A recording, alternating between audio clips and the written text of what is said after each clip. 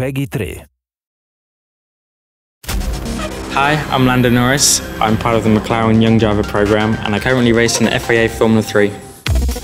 Today I've had the pleasure of driving some of the classic Formula 1 cars, especially some from the Senna era, which for any motorsport fan is one of the cars that everyone wants to drive.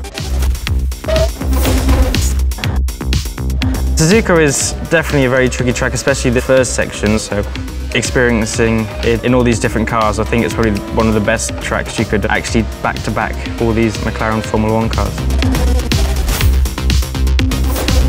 One big change for the 2017 car is the downforce and the tyres, obviously. The biggest advantages you get from that is braking distances and cornering speed, especially high-speed corners. Well, I think the 2017 cars have obviously set a lot of lap records and track records this year, so it'll be cool to see how much faster or slower the cars are from several years ago. I struggle a lot more on traction on this car. It's a lot more difficult to control the car in both the high speed and slow speed corners. A H-box is a lot more difficult than using the paddle shifts you have nowadays.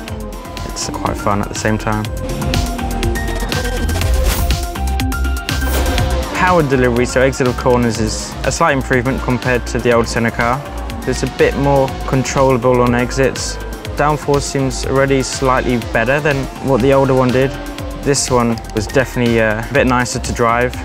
It already feels like a bit of a step between the old car and the 2017 car. But again, it's a very enjoyable car to drive. Definitely a cool car. I can tell top speed is slightly faster. I think just about hitting 305 kilometers an hour, which is obviously pretty fast, even not one of the longest straights. Braking distances and general cornering speeds are slightly higher, and that's where lap time is being taken away from the older cars. A lot of very good racers on in these years, and the cars look very good, very aggressive, very cool with all the aerodynamic bits and pieces that they had on back then. The downforce is a huge chunk better than all the other cars. Yeah, this took it to a whole new level.